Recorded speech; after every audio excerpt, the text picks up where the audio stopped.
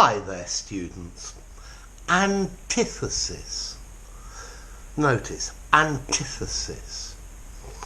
Okay, if one thing is the antithesis of another, it's the direct opposite.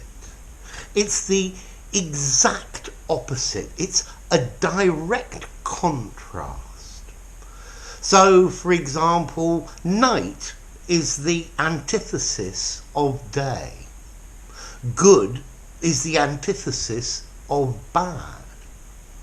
Maybe Moriarty is the antithesis of Sherlock Holmes. Okay, so antithesis, it's saying that two things are opposites, they're poles apart. You could say he is the antithesis of a coward. I mean, he's extremely brave. Or maybe Mediterranean culture is the antithesis of the Protestant work ethic. The Protestant work ethic says that hard work is good for you. Okay, so antithesis, the opposite. Now, antithesis is also a part of rhetoric, speaking.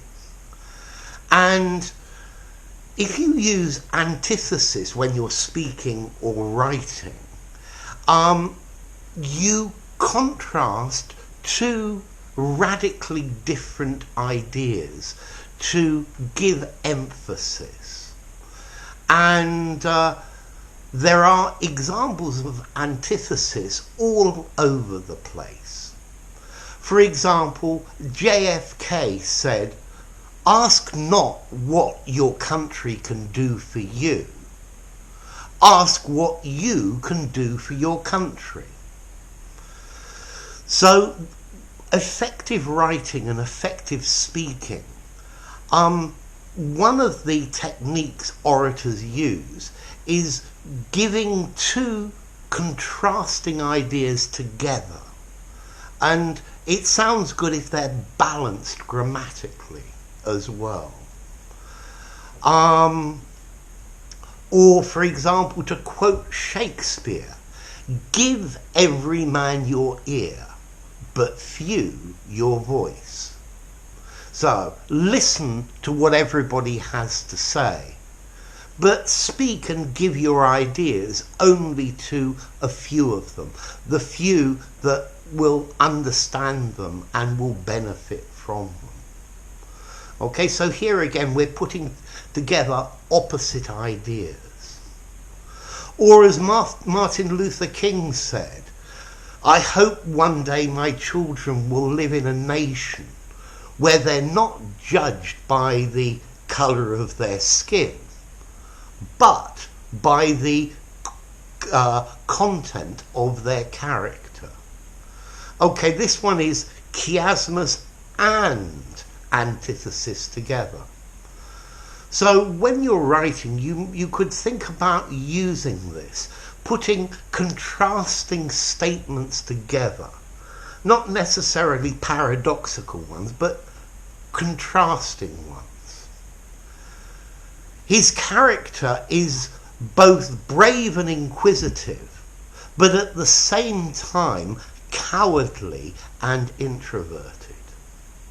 Okay, so by using these contrasts, it makes your writing or your speaking sound really good.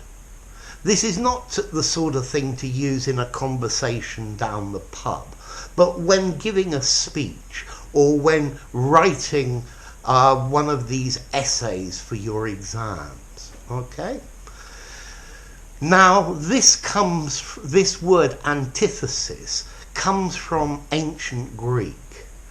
Either antithe, meaning opposed, or antitithonai, anti, against, antithonai, to place. So the placing of two opposite things together, two opposite poles. So Antithesis. A is the antithesis of B, the exact opposite of B. Or you could use antithesis, particularly I think for you when writing, which is placing together two radically opposing ideas to juxtapose them, to let you see the contrast between them. Yeah? So, he is both generous and mean. He's generous in spirit, but mean when it comes to spending money. And this is the idea of antithesis as well. So, I hope you enjoyed that. If you enjoyed the video, give it a rating, subscribe to my channel, and I'll see you soon. Bye for now. Antithesis.